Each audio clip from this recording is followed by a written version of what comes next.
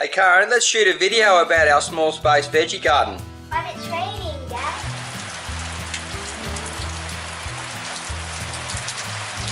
Well, it looks like I'm going to need my uniform. Here's my hat and my green t-shirt that I always wear on my show. Marty's Garden teaches you how to grow fresh food in urban places and small spaces. My dad Marty's going to take us for a tour around the garden. Come on, let's go. This summer rain is making everything lush and healthy. And to start off with a tour at number 1 is the lemon myrtle tree that I'm growing in my backyard. This is my Australian lemon myrtle tree. It's a native food from Australia. It has a lemon zesty flavour zing and it's just beautiful in curries. They use it to replace anything that wants that lime flavour, even the kefir lime leaf. You don't need this if you have this around. Some people use it to make soaps, but I love it in curries, baked with fish and also with tomato soup. I throw a few leaves in at the end and it's just absolutely beautiful. It's easy to grow in a container. You just need a normal potting mix and a fairly large pot. It will grow in verges. You can cut it back and use it all the time. You can stump it with a mower and this thing will keep on growing. Beautiful tree to have around in the garden. Just love the lemon myrtle. Let's go and have a look at another plant, shall we?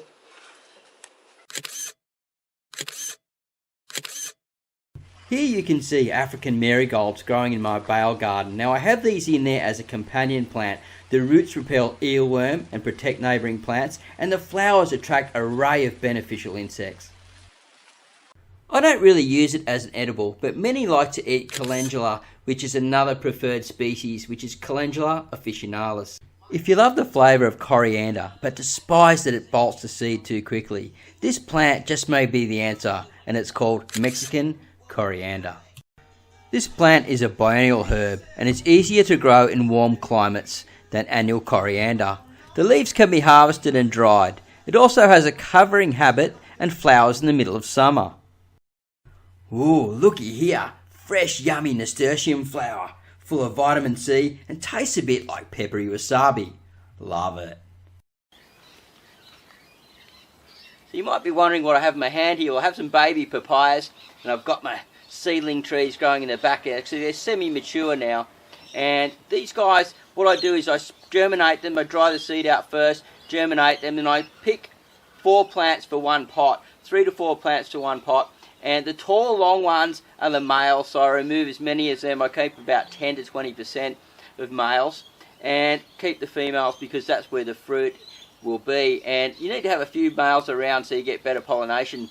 Now you can overwinter these into the winter period as long as they don't get frost and get too cold. What happens is they just sort of go dormant and then they take off again in the heat. So you can throw bottles over them, plastic over them, things like that, and keep as much heat to them as possible. And you get a ton of growth out of these guys, and you can harvest fruit within about 2 years, where most fruit trees, that's virtually impossible.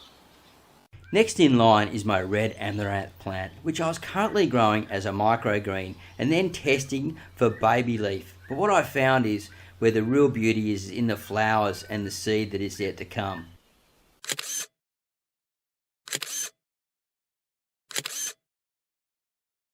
You definitely may want to consider adding any of the varieties of amaranth to your summer crops. The reason is they're quite tough, they can handle extreme weather, they will protect other plants down below, they look absolutely beautiful, and if you do your research, they were a staple many years ago for the Aztecs.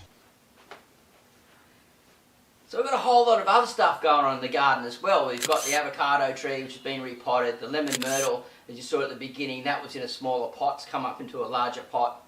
The lily pilly, which I'll leave a link in the card for, that's there. We've got the kangkong as well, which I harvest from a lot, and that's growing just like gangbusters. I highly recommend that, so I'm going to leave that in a card too. If you haven't seen any of those videos, I highly recommend that you check them out for small space gardening. What else is coming up? Well, I'm growing some microgreens and also some baby leaf stuff. And like instead of harvesting all your microgreens, some of them you can grow on and get the larger leaves. And you don't have to grow them in big massive containers and things. And it's only a little bit longer than what you would for growing the microgreens. And instead of planting seed all the time, you can save a bit of money and continually harvest from them. So I want to show you that. So keep an eye open for that, guys. I've got, you know, like more plants going like into the basil garden. The cucumbers are just starting to flower up.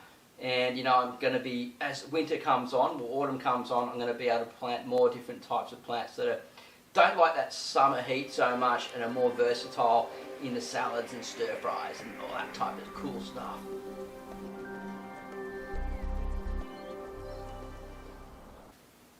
So keep an eye open for the new video that's coming up, which I'm going to be covering about growing lots of different plants and how to plant them, how to grow them as microgreens, how to grow them as baby leaf, and then how to grow them as mature plants, and really sort of expand on each plant. I'm going to be photographing each plant, documenting it, and taking a lot of information about each one, and then sending it over for you guys. See, if you're living in Australia, then it's coming up in autumn. You can grow these plants as well, which is perfect for you guys. It's starting to cool down. And also, if you're overseas and, you know, coming into spring, it's also a perfect time for growing these microgreens, the baby leaf, and the mature herbs and plants and things, and saving money on your seed and getting the most production out of that small space continually without having to output too much effort. That's what it's about, right? Because we're time poor. I know I definitely am, and I want to show you how you can get these foods out and these greens out onto these plates and eat them, enjoy them, and share them with the family and friends. If you're new to Marty's Garden and you want to learn more about growing fresh food fast in urban places and small spaces, please consider subscribing before you go. I have new videos coming out all the time and you're going to learn plenty along the way.